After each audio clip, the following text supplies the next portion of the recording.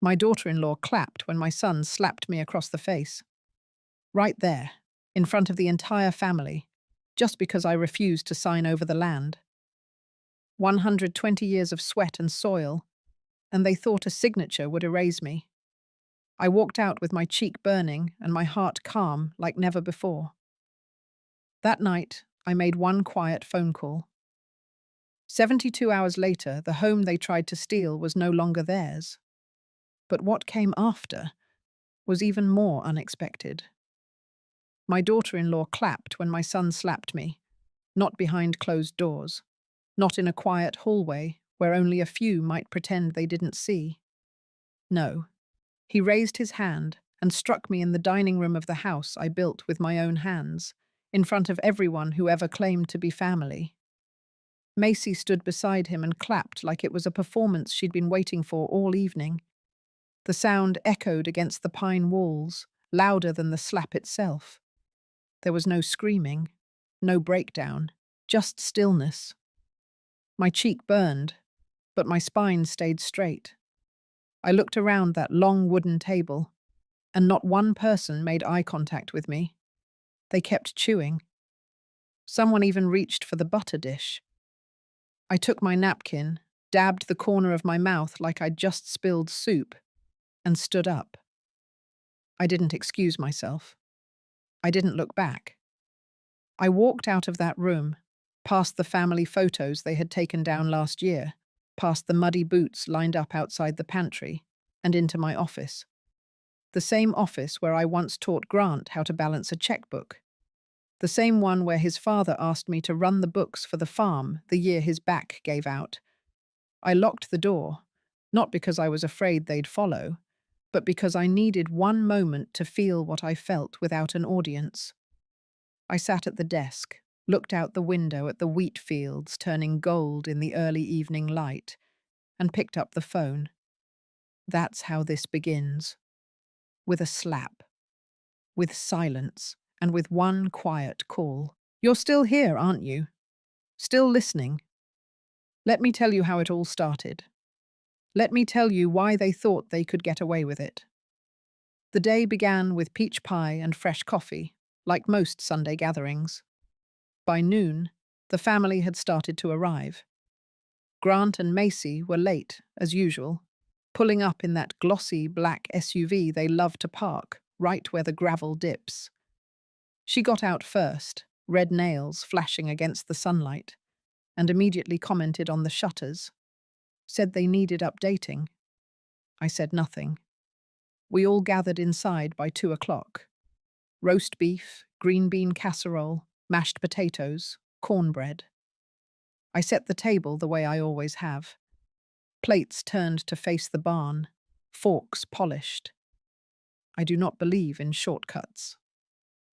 Then came the moment that flipped everything. Grant cleared his throat during dessert. I was pouring coffee when he tapped his spoon against his glass. I remember thinking it was odd. He'd never been much for ceremony. He stood up, folded a stack of documents in half, and placed them on the table in front of me. He said he had drawn up the transfer papers. For the land. For the house. For everything. He said it was time I let go and trusted the next generation. I kept my hand steady on the coffee pot. I poured the last cup and set it down in front of June, one of our long-time workers who we'd invited to dinner for once. Then I sat down, looked at the papers, and slid them back across the table without a word. Grant didn't like that. He picked up the papers, shoved them back toward me, and said I was being unreasonable, that I had promised, that the farm wouldn't survive if I didn't hand it over now. I told him calmly that I had promised no such thing, that the land had been in our family for generations and would not be used as a bailout for bad decisions. I reminded him, gently but firmly, that I still held the deed and the right to say no. That's when his hand came down. Open palm, sharp, immediate. My head jerked sideways, and the room went quiet. Not shocked quiet, Just the kind of quiet where people realize something's shifted but don't want to get involved. Then Macy clapped. She laughed a little too. Said, finally, someone had the guts to say what needed saying. That if I couldn't see the future, I didn't deserve to hold it. I could have spoken. I could have screamed. I could have called them monsters or told them to get out of my house. But I didn't. I stood up, walked out, closed the door behind me with both hands steady, because what they didn't know, and what I didn't need to explain, was that while they thought they were taking power from me, I was about to take everything from them.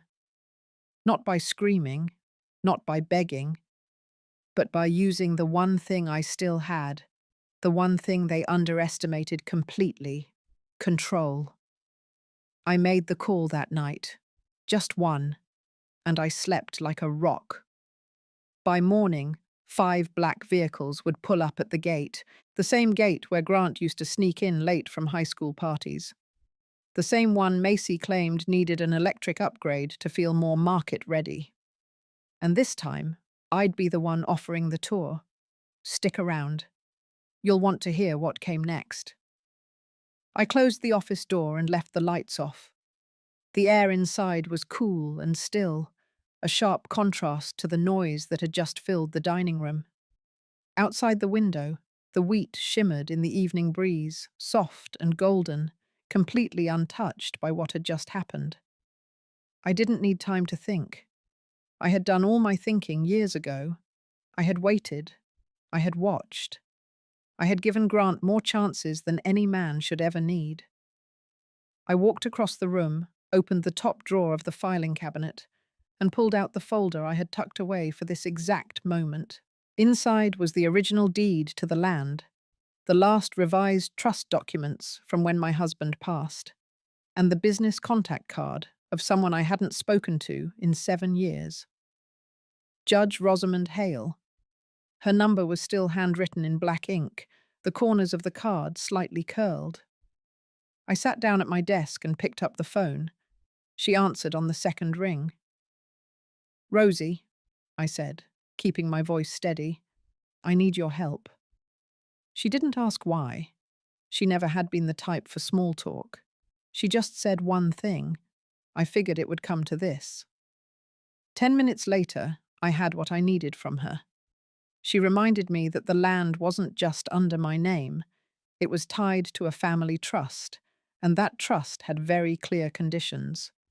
She had helped write them. If any beneficiary attempted to force a change under duress or violence, the trust would automatically transfer control back to the founding executor.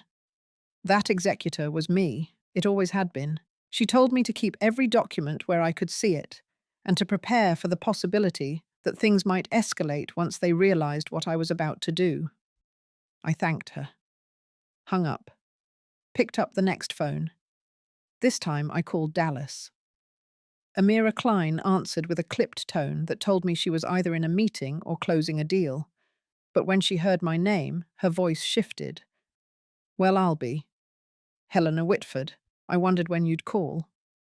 I told her I wanted the listing up privately by midnight. I told her I wanted 5 qualified buyers. Serious ones. The type who didn't blink at 7-figure numbers and preferred discretion. She didn't ask why either. She just said she had 3 on speed dial and could line up 2 more before sunrise. She'd be here at 10 sharp, with contracts in hand and boots that wouldn't mind walking through a hayfield. When I hung up the phone, I didn't feel relief. I felt precision. I felt cold. But I wasn't angry. Not yet. Anger is loud. What I felt was clean, like a window opening after a storm. I gathered the documents into a flat leather case, locked the cabinet again, and walked back to the kitchen. No one was there. The dishes were still on the table, untouched. My coffee cup sat exactly where I had left it. The napkin from my lap lay folded, neat as ever. I didn't bother cleaning up. Instead, I walked out to the far barn. June was there, settling her boy into the small bedroom attached to the side. She saw me and froze. Her son peeked out from behind her leg, holding a toy truck. I raised a hand gently, told her everything was fine, told her she didn't need to worry, that her housing wasn't in danger, that whatever happened next would not affect her or the other workers, that I had written it into the sale conditions already. She looked like she wanted to cry, but instead she nodded. Then she did something that surprised me. She stepped forward and wrapped her arms around me, a small, quick hug, just long enough to mean something. I didn't hug back, but I placed my hand on her shoulder before I left. It was the only kind of softness I had room for that night. Back inside, I opened the bottom drawer of the old oak dresser in my bedroom. Inside was a safe box, and inside that box was the only thing I had ever truly kept from Grant. It was a letter, written by his father before he died. It was addressed to me, but the content was meant for our son. It talked about legacy, about the farm, about how land should never be taken for granted, never seen as leverage, never treated like a lifeline when someone's made a mess of their own finances. I hadn't wanted to share it before. I had thought maybe it would hurt him. Now I realized that Grant had never been hurt by too much truth. He had been fed too many lies, mostly by himself. I put the letter on my desk. Tomorrow I'd decide whether or not to show it to him. But tonight, it would stay there, unopened. I checked the doors, turned out the lights, and walked upstairs. My cheek still throbbed faintly from the slap. I stood at the mirror for a long moment, looking at the shape of my own face. The woman in the glass looked tired but not weak. I went to bed early. My body was still. My mind was not. I thought about Macy, how she had clapped like she was watching a circus. I thought about the other relatives, the silence, the shame they had not even tried to hide. And I thought about Grant, the boy who once followed me barefoot through wet fields, the man who now saw me as a roadblock instead of a mother. I would not be that roadblock any longer. I would remove myself from his path. But not by surrendering. By selling the road he thought he owned. And when he came knocking, confused and furious, he would find nothing waiting for him but the echo of his own choices. Tomorrow would be the beginning. Tonight was the quiet before. And I have always known how to survive in the quiet. The night before, everything changed for good. The house held an eerie stillness. Not quiet. No. I know quiet. I've lived in it, welcomed it, built my life inside its slow rhythm. This was something else.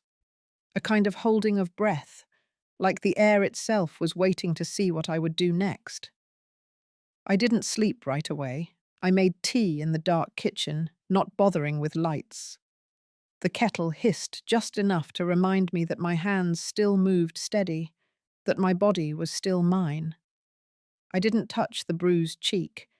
It had stopped stinging by then, but the warmth under the skin reminded me that memory could settle in flesh, not just in the mind. At 3 in the morning, I went to the mudroom and pulled out the ledger Grant hadn't seen since the year he dropped out of his first semester at university. Back when he'd declared he didn't need books or classes to run a farm. Back when he still asked me for advice. Back when he still called me Mom with a softness in his voice, instead of with that sharp tone like I was an obstacle he was tired of navigating. The ledger had every equipment maintenance schedule, every vendor paid, every payroll slip I had personally checked. I flipped through those pages and thought about all the nights I stayed up late to make sure this land stayed alive while he was still trying to figure out who he was.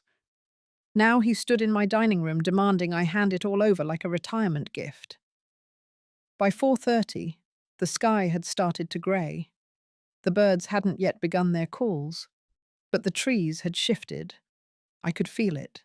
I always could. Weather speaks differently to those of us who've lived close to the dirt. I changed into a clean shirt and jeans, tied my hair back, and grabbed my boots. I didn't wear makeup. That morning, I didn't need to soften anything. At 5, I walked out to the perimeter fence where I had last seen Grant and his father fixing a broken post. I stood there for a moment, breathing in the scent of earth. I did not feel sentimental. I felt certain. The main house was still asleep. Macy's car was gone, likely at her friend's for the night. She never could handle too much family at once. Grant was likely nursing whatever pride he had left with a bottle in the den. I walked the full edge of the east field and ended up near the silos by the time the sun cracked through. It was the same field where June's boy had learned to take his first steps last spring. The same one where Grant learned to drive a tractor, too fast, nearly tore the front blade clean off. That morning the soil was dry and cracked at the top, but it held life underneath. It always had. By 7, the workers had started arriving in 2s and 3s, quiet as usual. Most didn't speak unless spoken to. That was the rule for years. But one of them, Martin, nodded at me with a kind of respect I hadn't seen in a while. Maybe they had heard something, or maybe they just knew something was shifting. Workers always do. They're closer to the undercurrent than the owners. I gave June a note, handwritten, sealed. It detailed the new housing clause I had already included in the sale conditions. Their living spaces were protected for 2 years minimum, regardless of ownership change, with an option to renew under the same rate. I had Amira draft it formally, but I wanted June to have my words too. She opened it later, I imagine, after I walked away. She didn't speak, but I saw the way her shoulders dropped, the way her son ran out and waved. I lifted my hand back, just once, then turned. At 8, I laid out the documents on the dining room table, not the ones they had brought. Mine. Originals. Clean. In chronological order. I didn't want questions. I wanted facts. This was not a show of power. It was a transfer of clarity. Grant didn't come downstairs until past 8:30. His face was pale, eyes bloodshot. He looked older than he did yesterday. I didn't greet him. He stopped when he saw the files, but didn't speak. I picked up my mug and walked out of the room, leaving the documents behind. He would read them. He would understand what was coming. But he wouldn't be able to stop it. At 9, I met Amira at the gate. She arrived early, alone first. 2 assistants followed 20 minutes later with polished shoes and clipboards. Amira didn't make small talk. She handed me a copy of the private buyer list, each one pre-vetted, each one wealthy enough to purchase without loans. I approved the list without changing a name. At 10, the SUVs arrived. 5 of them. Dark-tinted windows. No branding. No fuss. The gravel cracked beneath their tires like bones snapping clean. Grant was on the porch when the doors opened. He didn't move, didn't shout. Just stood there with his arms crossed and mouth half open like he had forgotten how to speak. I didn't look at him. I walked toward the first vehicle, greeted the lead buyer with a firm handshake, and said only one thing. Let's begin the tour. We walked the fields first. The buyers asked questions. Amira answered most. I only added details when necessary. Crop yields, rotation schedules, irrigation setups, nothing decorative. Then the machinery barn, followed by the lower pasture, the north trail, and finally the house. Grant followed at a distance for the first hour, then disappeared altogether. I didn't care where he went. He had already lost. By noon, one of the buyers asked to stay behind for a private walkthrough. He was quiet, mid-50s, soft-spoken but sharp. He nodded toward the old oak tree out front and said it reminded him of the one his grandmother used to sit under with sweet tea in the afternoons. I told him I had done the same. He smiled. That was all. At 1:30, Amira handed me a folded packet. Inside was the first offer. Full cash, no contingencies. Closing within 72 hours. I signed the intent to proceed on the spot. I turned to the empty porch, now quiet, now shadowed, and felt the weight lift. It wasn't just about land, it was about the boundary they had crossed, and the line I had just redrawn. By the time the third buyer left with Amira's assistant, the sky had begun to shift. Clouds were moving in from the west, the kind that brought wind before rain. I stood on the front steps with the offer still in my hand, not folded, not tucked away. I wanted it to be seen, not to make a point, just to make it real. Grant was nowhere in sight, but I knew he was watching. I knew he had to be. He wasn't the type to walk away.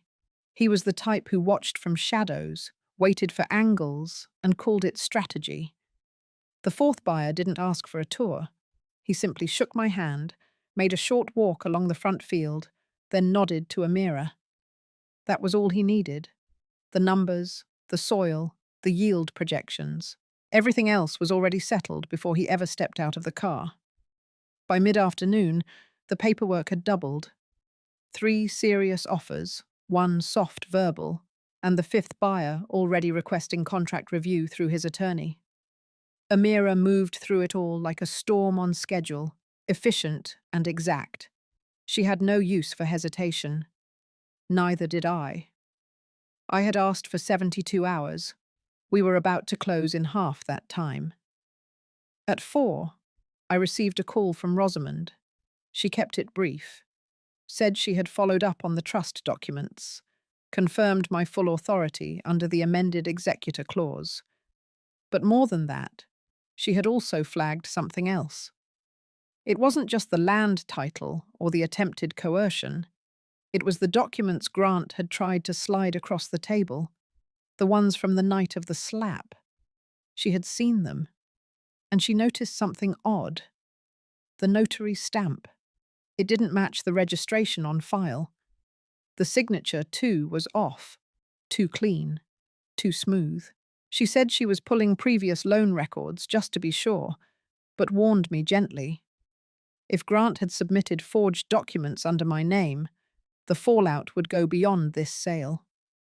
I thanked her, told her I had expected something like this, told her I wasn't surprised. The only surprise was how predictable it had become. At 5, Sloane Becker arrived. She didn't announce herself, just stepped out of a dusty sedan, camera bag slung across one shoulder, phone already in hand. Her face looked curious, not invasive. She nodded once toward the house, then to the buyer's vehicles still lined along the gravel. I didn't wave her off. She didn't ask for a statement. Instead, she said she had been sent the video. Someone at the table. Probably one of the younger cousins. Probably someone who hadn't expected what would happen next. The clip showed the moment of the slap. Clear, sound crisp, faces unmistakable, then Macy's clapping, her laughter, the hush that followed. Sloane said she was running the piece for the local paper, but likely it would go wider, regional at least, maybe national, depending on who picked it up. She had already reached out for background. A few people in town had filled in the blanks. Grant's name, his attempt to restructure loans through the farm's equity, his silence after the incident, his absence that morning. I nodded.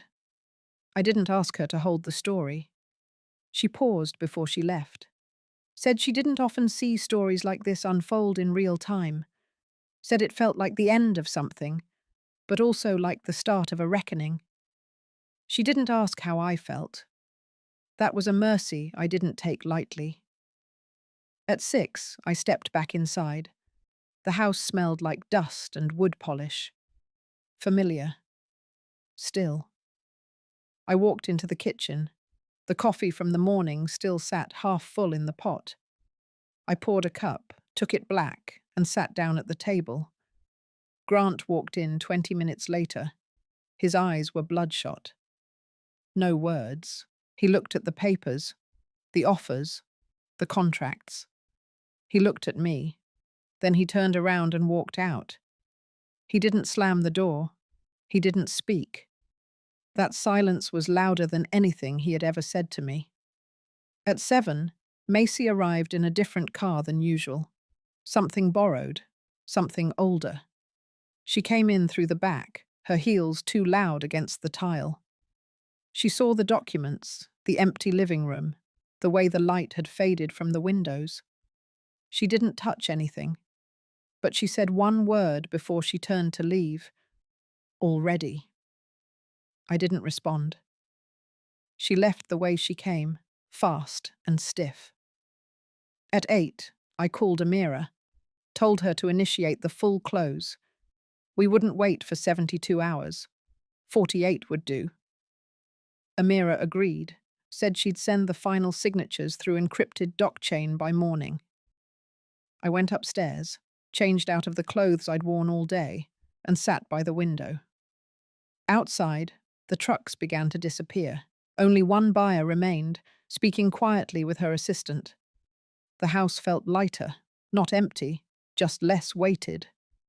At 9, Rosamond called again. She had spoken to the county clerk. There was a loan, submitted 2 years ago in both my name and Grant's, but I had never signed it. The clerk faxed over the scanned page. The signature looked like mine. Almost perfectly. Almost. But it wasn't. And now that the trust was changing hands and the farm being sold, that loan would trigger a deeper audit, which meant Grant would have to answer questions. And likely so would Macy. Rosamond said we didn't have to press charges, but we wouldn't need to. The bank would do what banks always do, protect their money. By 10, I turned off the lights. The house, for the first time in years, felt mine again. Not because I had taken something back, but because I had stopped giving it away. By morning, the silence broke.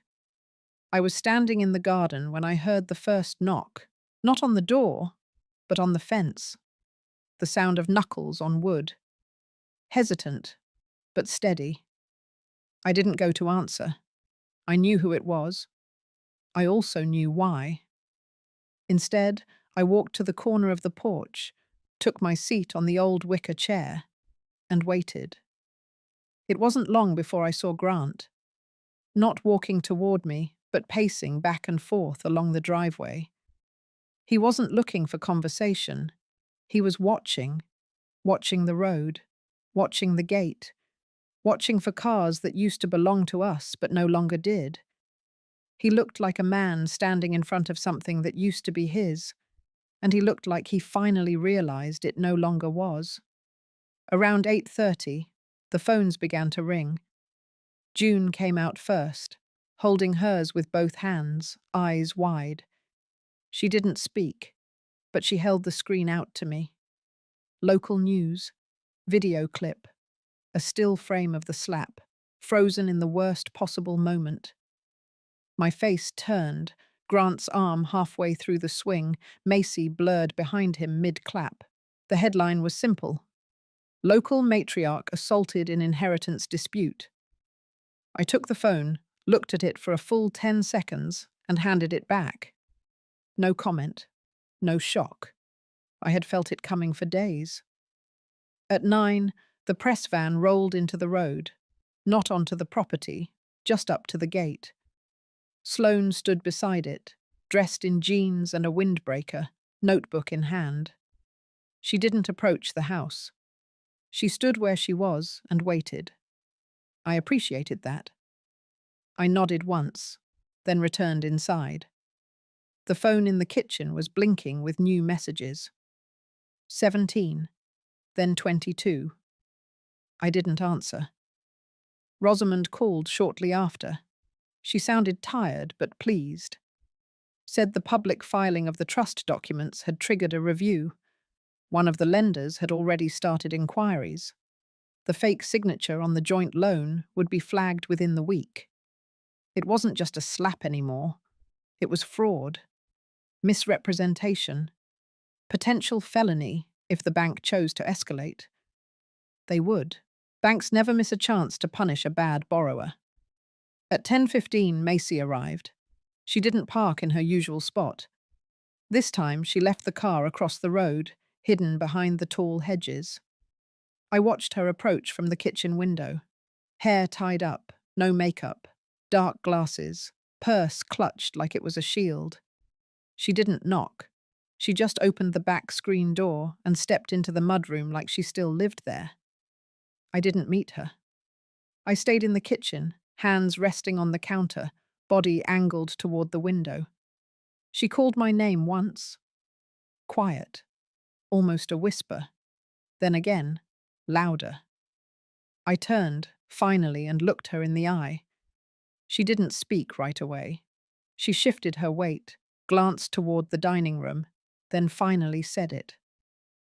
"You really did it." I didn't respond. She said it again, this time more clipped. "You actually went through with it." Still, I said nothing. Her voice cracked then. Not tears, not regret, just frustration with a world that no longer bent her way. She accused me of humiliating the family. She accused me of destroying everything they had built. She said people were talking, that her friends had stopped returning calls, that clients were backing out of deals, that Grant hadn't eaten since yesterday, that their accounts were frozen, that the bank had requested a meeting. I let her say all of it. Then I told her 3 things. First, the humiliation didn't begin with me. It began with a hand raised in violence. Second, if the things they had built could collapse in 2 days, they were built on lies. And third, no one freezes someone else's accounts unless something inside them was already rotten. She stood there, mouth tight, face hard. Then she turned and walked out. Quiet this time. The screen door slammed behind her without a hand to guide it. By noon, the sheriff's office called. Routine inquiry, they said, just following up on a report filed after the video surfaced. I told them I'd be happy to speak, but only in the presence of counsel. That seemed to satisfy them. At 1:30, Rosamond called again, this time with a different tone. The forged loan application had been used to secure additional collateral. Property not yet transferred, but listed in Grant's name. A lakeside cabin, bought with funds withdrawn from the shared farm account. That account had been frozen the night before. The new buyer of the farm had submitted documentation through escrow showing the account activity. That documentation had now entered evidence.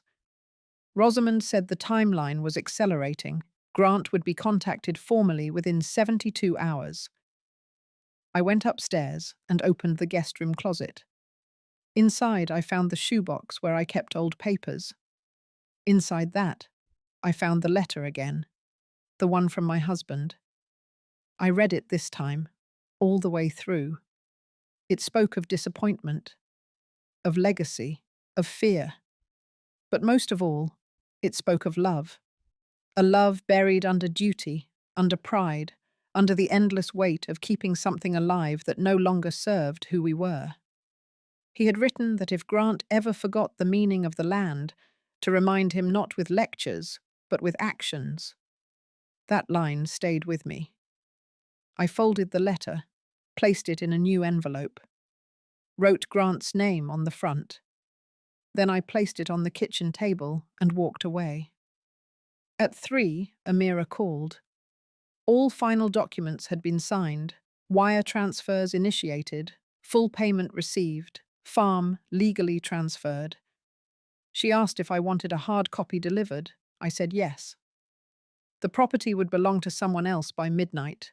The house, the fields, the barns, the equipment. Everything. Everything but the memory of it. That I would keep. And I would carry it clean. It was just past 10 when the wind shifted. I had been sitting in the back room, the one that used to be the sewing room before I gave away the last of the fabric. The light from the porch barely touched the windows, but I could see the outline of the oak tree swaying slowly in the dark. It had always creaked when the wind picked up, but that night it sounded more like breathing. I didn't stand. I didn't move toward the door. I just waited. By then, I knew the rhythm of his footsteps. Heavy, impatient, 2 strides faster than necessary. Grant had never known how to walk into a moment quietly. He always came in like he was owed the room. The door didn't knock. It didn't creak. It opened hard, all at once. Then it stood there, wide, letting the night spill in. He stood at the threshold, soaked from the drizzle, hair flat against his forehead, shirt clinging to his chest. He looked older than 2 days ago, not in the way that comes from time, but in the way that comes from consequence. He didn't speak at first, neither did I. He stepped in, slow now, slower than I'd ever seen him move, like the air inside the house had changed its weight, like something about the place no longer belonged to him, and he could feel it down in his ribs. I rose, finally, and walked into the kitchen. The envelope was still on the table, right where I'd left it. The letter inside, folded neatly. I didn't pick it up. I didn't hand it to him. I simply sat in the same chair I'd always taken, the one nearest the window, and waited again. Grant followed. He took the chair opposite mine, across from the envelope, and sat without asking. When he finally spoke, his voice was hoarse. He didn't say he was sorry. He didn't ask why. He just said one sentence. "You really sold it." I nodded once. He leaned back, hand rubbing his jaw like he was holding something in. His eyes drifted toward the letter, then away again. He said he had seen the bank notice, that the loan had been flagged, that the meeting had been cancelled, that the cabin was frozen. He said he had spoken to Macy, but she wasn't coming back. Said she had taken the car and a suitcase and gone to her sister's. He didn't know where else she might go. I listened. I didn't interrupt. Not once. Then he asked, almost under his breath, how long I had planned it. I told him the truth. I hadn't planned it until he slapped me. He flinched, not because of the words, but because of the way they landed. That's when he finally looked at me, full in the face. Not defiant, not pleading, just confused in a way that looked too late. He asked what he was supposed to do now, said the house was gone, the land too, said everything he had counted on had vanished in 3 days. I could see the panic behind his anger, the way his shoulders pulled in like he wanted to shrink himself but didn't know how. I let the silence sit for a long moment. Then I answered. I told him that what he had counted on was never his, that he had mistaken access for ownership and kindness for debt, that the land had held our family for over a century, and it had never once been his to take. I reminded him that legacy isn't something you demand, it's something you earn. He stayed quiet after that. His eyes dropped to the letter. I told him it was from his father. He didn't move. I told him it had been written the year before he died, that it was meant for him, but I had kept it, thinking he wasn't ready to hear what it said. I said nothing more. Grant reached for it, slowly as though touching it might burn. He opened it, unfolded the page with both hands, and read. He didn't cry, but I watched his jaw shift once, then lock again. When he finished, he set the letter down, but didn't push it back. He said he had thought the slap would wake me up, that I was clinging to the past, that I didn't see how close the farm was to failing. He said he thought he was saving the family. I told him no one saves a family by breaking its foundation. He stood after that. Not fast, not sudden, just done. He didn't take the letter. He left it where it sat, between us. At the door, he paused. He said he didn't know what to do now. I told him that starting over was the only honest option left. He nodded, once, then stepped out into the dark. The door closed gently this time. I stood there for a long while, hand resting on the back of his chair. The room smelled of rain and regret.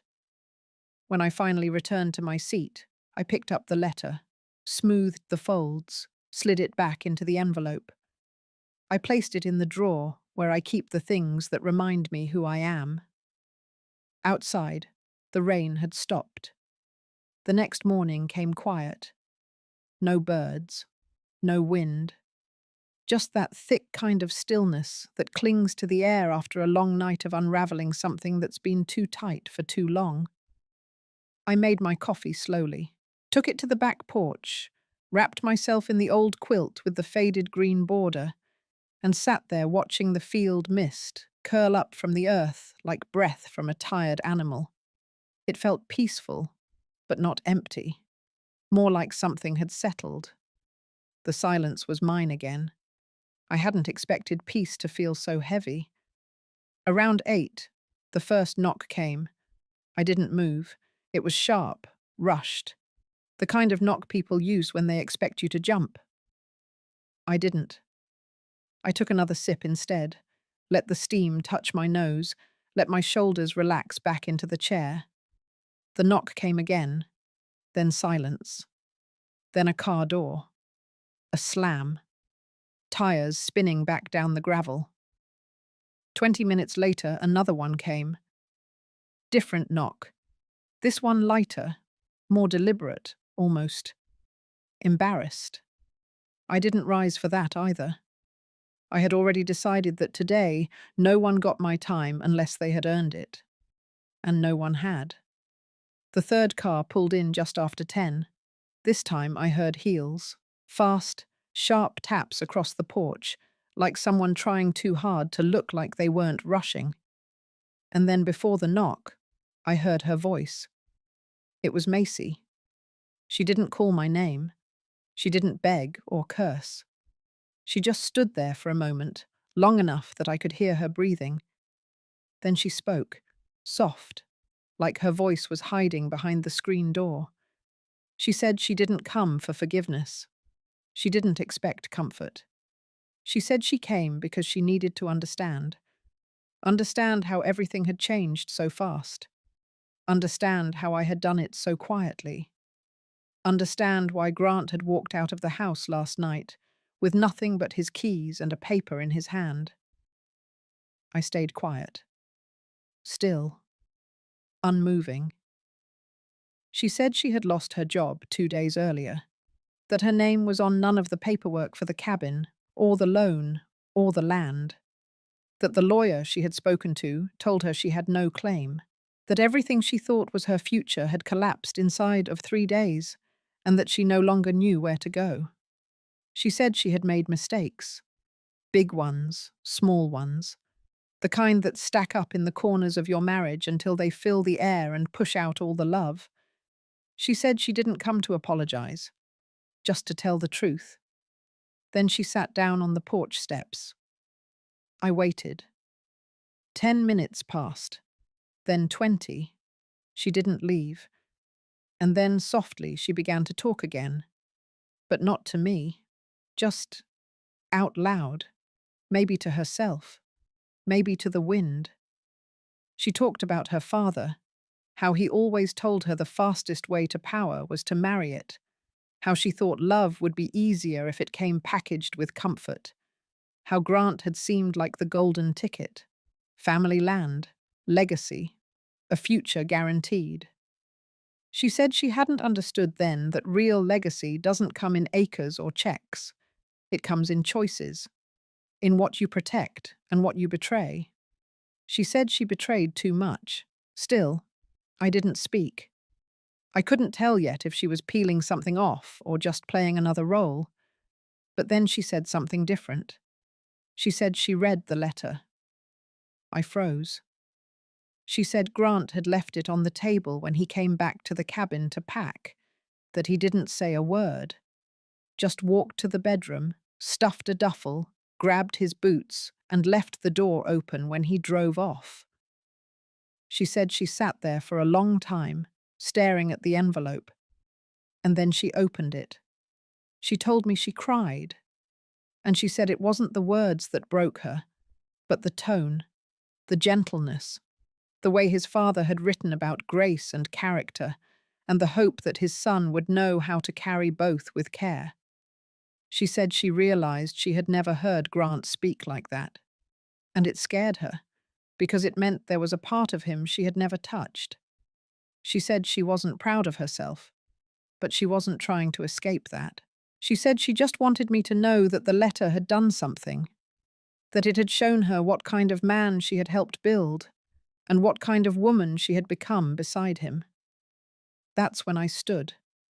I walked to the door, pulled it open, and looked her straight in the face.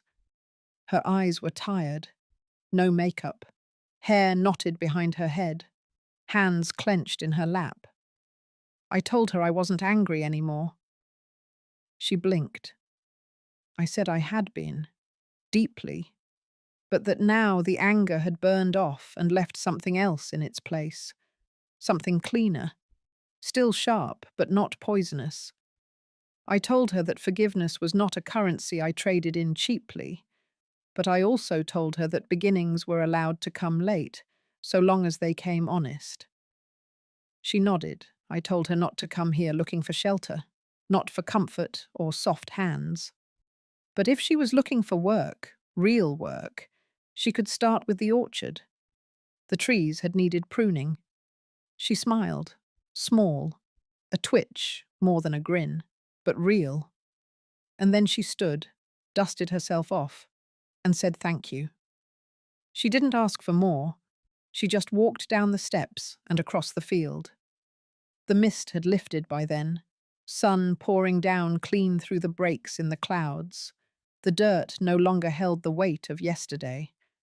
I closed the door, poured myself a fresh cup, and went out to the orchard. The ladder waited, the shears too, and the trees, well, they were still growing. By the following Thursday, I had already made the call. Not to Grant, not to Macy. This one was to the board my late husband had once chaired, the one that oversaw the local water rights for our entire county, including my family's acreage. It was a quiet board, traditional, mostly ceremonial by today's standards. But the paperwork still held teeth, and that's what I needed. Years ago, before Grant turned 13, his father had secured a rare conditional permit that allowed our property a priority slot on irrigation rotation. In drought years, it meant our corn stayed green when the others browned out. But the condition had always been clear. The land had to remain in direct possession of a named blood heir or spouse. That clause had been the reason I never transferred anything fully into Grant's name, not even after his father passed. I told myself it was for his protection. Now I knew it had saved everything. After the public mess with the inheritance letter and the cancelled power of attorney, whispers had started spreading. I hadn't needed to push those. Whispers have their own legs, especially in towns where everybody remembers who sat next to who in 6th grade. I scheduled the board meeting at 6:30 p.m. the following Monday. The room they used was small, a leftover space in the back of the county hall building, mostly used for Lions Club and retired teacher luncheons. Fluorescent lights, metal folding chairs, a long folding table with water bottles and a bowl of peppermints in the center. When I walked in, 3 board members were already seated. By 6:35, all 7 were present. At 6:37, I began. I told them plainly, my son had attempted to shift control of the land through manipulative means. He had gone behind my back with forged forms, pressured an ailing notary, and tried to register documents that no longer reflected my wishes. Worse, he had done it while positioning the land as collateral for a construction loan through a third party, Macy's cousin's husband, apparently. I brought copies of everything: the unregistered deeds, the loan application that had since been flagged by the bank as incomplete, the new will, the rescinded power of attorney. And then lastly, I laid out the irrigation permit. I asked the board to formally review the clause and, if necessary, freeze access to the water flow until the deed was legally reaffirmed under its original standing. Mine. They asked one question, not aloud, just a look, a pause. Then the head of the board, a woman named Carol, who once babysat Grant when he was teething, nodded slowly and said she would make the motion. A unanimous vote followed. It was quiet, efficient. There would be a temporary suspension of all irrigation allotment to the disputed parcels until further notice. I thanked them, gathered my papers, and left. That night, I didn't sleep. It wasn't nerves. It was clarity, a kind of clear sky inside me I hadn't felt in months, maybe years. The next day I received a voicemail. It was from a man named Stan Pickering, attorney. He represented the Regional Subcontractors Guild. Apparently, they had been approached by Grant and Macy's team to bid on a new build, a 4-home split subdivision on what was once the backfield of my south pasture. Now that water access had been frozen and the bank's title check had stalled, the project had collapsed. They wanted answers, and they wanted someone to blame. I didn't return the call. 2 days later, the town paper ran a short piece on the front of the local section. It had no photo, just a small headline: "Permit Reversal Delays South Hill Development." A quote from Carol was included. She said the board had acted in accordance with legacy bylaws and with full legal transparency. Another quote, from an anonymous source close to the developer, claimed the delay was unexpected and personally motivated. I didn't reply to that either. Instead, I went to the library. In the archives section, there were old records, dusty things, fragile maps, faded letters from settlers, deeds written in fountain pen. I pulled up everything I could find on our land's original claim. Not for battle, not even for defense, but for myself. I needed to feel it again, the depth of it, the reason it mattered. I spent 3 hours tracing a map drawn in 1889. It showed the property as part of a larger tract called Caldwell North Edge. A tiny note at the corner, almost invisible, read, "Reserved for good soil and better daughters." I don't know who wrote it, but it stayed with me. That night, I made my second call. This time, to a woman named Dee.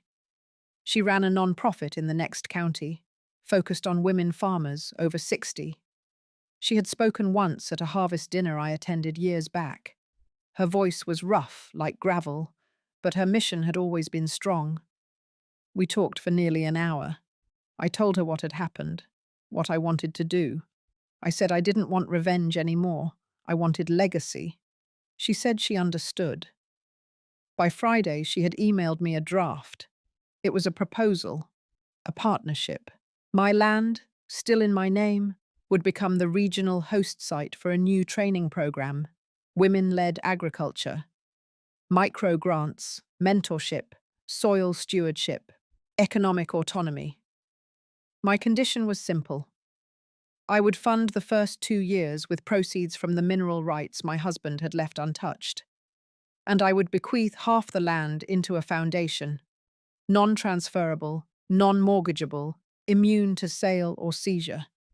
The rest would stay mine until I died.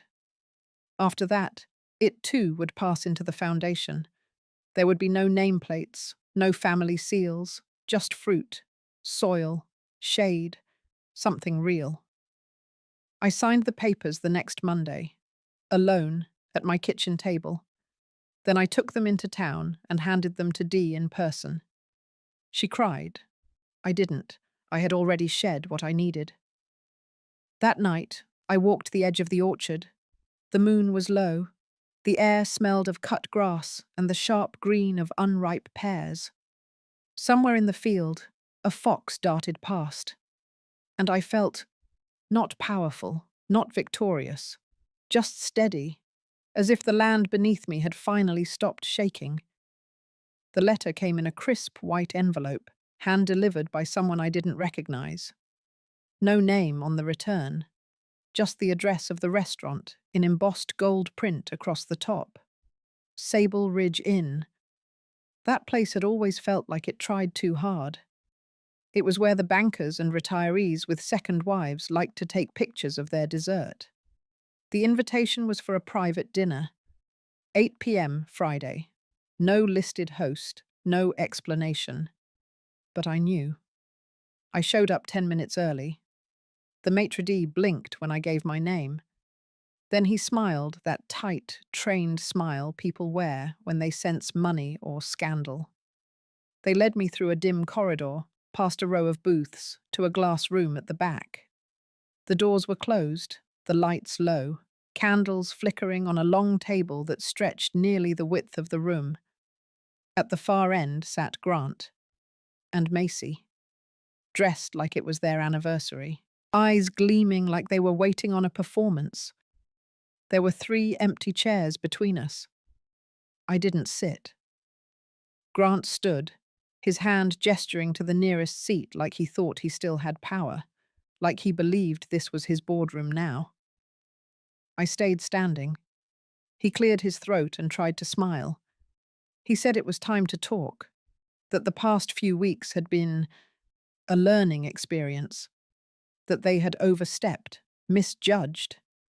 He said he had consulted with a new advisor, someone more familiar with generational estates and rural trusts, that the situation was salvageable, that he was willing to make amends, that they were willing to offer me a structured agreement.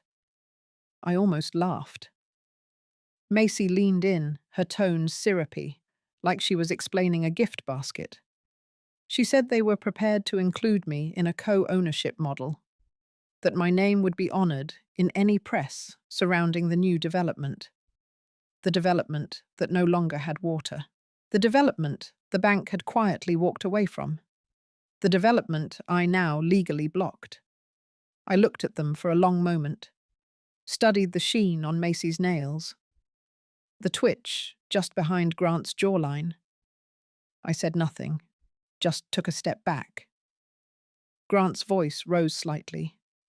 He said this was my chance.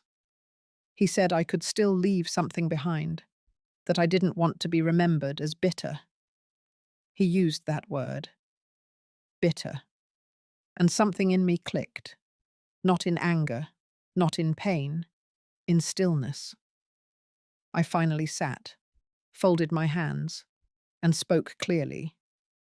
I said I had already made arrangements, that I had filed the new land partnership under a foundation, that 50% of the land had been deeded permanently and irrevocably for non-commercial use, that no development would ever take root there, not now, not in 50 years, and that the rest, well, the rest would follow once I passed. Grant blinked, just once, like he hadn't heard right. Macy inhaled sharply. I kept going. I said I had also filed a formal notice of misrepresentation and attempted deed fraud to the county registrar, that they would be contacted shortly. Not for charges, just for an inquiry. That's all it would take. That and the rumor of it. They sat there, stone still. I stood up. I told them they had already taken enough. My peace, my patience, my name. They would not take my land. I walked to the door, but before I opened it, I paused and said the last thing I would ever say to them together. Not loud, not angry, just final. I said, "This is the last table you ever get to invite me to." Then I walked out. The next day, the phone calls started, from mutual acquaintances, former friends. The tone had shifted.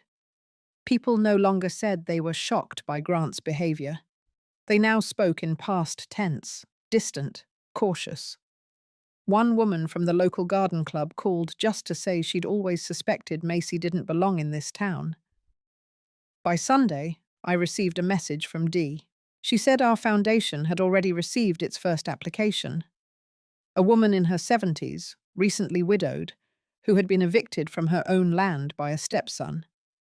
She wanted to learn how to grow her own food, wanted to rebuild. I stared at the email for a long time. Then I opened a new message and typed one line. Tell her she is not alone. I clicked send. Later that evening, as I folded sheets and prepared for bed, I passed the bookshelf where an old photograph of my husband still sat. I picked it up. For the first time in years, I didn't feel like I had failed him. He always said the land would speak for itself if we let it. Now it would. Not for profit, not for pride, but for something harder to fake, rooted, enduring. Mine. It was strange, the silence that followed. Not the heavy kind that falls when grief settles, but the hollow kind that rings after a storm, tears through, and everything is suddenly still. My phone didn't buzz. My door didn't knock. Not even spam calls made it through that weekend. I sat in my kitchen, the one with the old pine cabinets and mismatched chairs. The chair across from me had a cushion worn thin. That was the one my husband used to sit in. He always leaned back too far, and I'd scold him like a fool would think it mattered. But these days, I found myself tugging it closer. I didn't like empty spaces anymore. There was coffee in the pot. Too much for one. I poured it anyway and left the second cup to cool. I didn't need to do anything. That was the first shift. For months, maybe longer, I had been reacting. Dodging, shielding, calculating. Now the counterattack had landed, and Grant and Macy had vanished from view like smoke after a burn. There were whispers in town about the development project freezing, investors backing out, an article in the Regional Business Digest about asset retraction due to legal ambiguity. Legal ambiguity. That was a polite way to say they got caught with their hand in a trust they didn't own. I didn't cheer. I didn't toast. I didn't gloat. The victory wasn't loud. It was just quiet enough for me to sleep through the night. That Tuesday, I received a letter. It wasn't from Grant or Macy. It was from Henry, my brother's son. I hadn't heard from Henry in almost a decade, not since his father died and his wife refused to let me attend the memorial. The envelope had my name in his handwriting, crooked and stubborn like his dad's.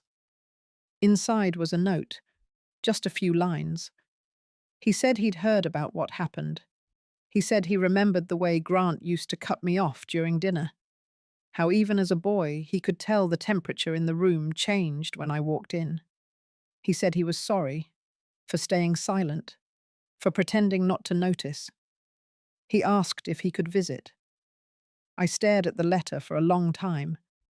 It wasn't a lifeline. It wasn't redemption. But it was something. A crack in the ice. I didn't reply that day. Instead, I spent the afternoon walking the edge of the southern fence line on the land. There was a spot where the creek bent west and the tall grass grew in circles from the wind. I hadn't walked that far in years. My knees ached and the sun stung through my hat, but I kept going.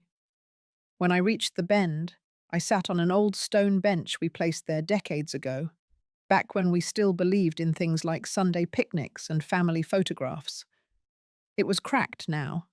The moss had swallowed most of the engraving, but it held. I sat there for nearly an hour, watching the breeze ripple through the grass, listening to nothing but the hum of cicadas and distant birds. No one was around. I didn't feel triumphant. I just felt real. That night, I lit a fire in the back pit and burned the last box of papers Macy had forced into my garage. Old project proposals, flyers for their so-called real estate venture, an embossed binder with mock-ups of what the rebranded property would look like. The flames curled everything inward, turning vision boards into ash in seconds. When it was done, I sat in the glow, letting the smell of smoke cling to my hair and clothes. I wasn't angry anymore, not in the way I had been. Anger is sharp. It pushes you to move, to bite, to react. But now I was something else. I was decided. That Friday, I went into town, not to hide or fight or explain, just to be present. At the general store, two women I hadn't spoken to in months nodded at me. One of them even smiled. At the bank, a teller who used to serve Macy looked down when he saw me. At the diner, Gail, the waitress who always tried too hard to please Grant, brought me a coffee refill without being asked. It was small, but it mattered. People don't say sorry out loud in towns like mine, but they show it. They change how they move around you. They remember how they treated you, and they adjust. That afternoon, I returned home and took out the application binder Dee had organized. The foundation we built wasn't a vanity. It wasn't a monument to ego. It was functional, quiet, real. We had 5 new applications, 3 women and 2 men, all over the age of 65. Each one of them had been pushed out by sons, by in-laws, by systems that forgot how to listen. They didn't ask for handouts. They asked for tools. They wanted to learn how to keep chickens, how to grow herbs, how to manage land again. Some wanted to donate what they harvested. Some just wanted to feed themselves without shame. I read every word, and I approved every single one. Because I knew now, the land didn't belong to those who talked the loudest or built the flashiest fences. It belonged to those who stayed when the fire died out, those who planted again, and again, and again. That night, I sat by the window in my living room, the one that looked out over the east pasture. The stars came early in September. No clouds, just a velvet sky and the hint of something better. Not revenge, not applause, just quiet.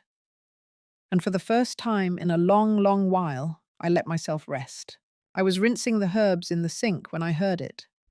Tires on gravel, not fast, not aggressive, but hesitant, almost unsure if they should continue down the path at all. I didn't check immediately. I let the sound come to me like everything else had lately. When the knock finally came, it was faint. I dried my hands slowly. No panic, no curiosity. Just a calm knowing that the story wasn't done yet. When I opened the door, I saw him. Grant, standing on my porch in a navy jacket he hadn't buttoned, hair longer than usual, and face drawn tight.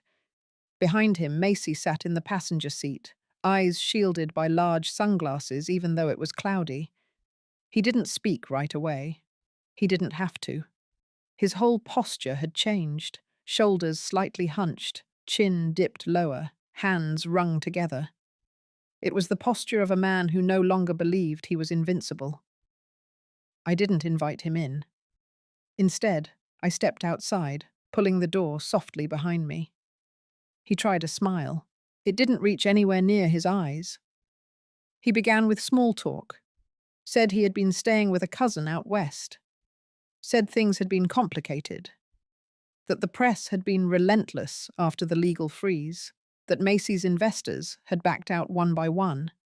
That their joint accounts had been investigated for improper use of trust funds. He said Macy had a breakdown. He said he was trying to get help for her. He paused there, maybe hoping I would soften. I didn't. He shifted, lowered his voice, and said he missed the land, that he drove through town and saw the pasture had been turned into a volunteer garden, that people were talking about me again, in good ways, with respect. He said it felt like everything had come full circle. Then he asked to walk the fields. That was his mistake.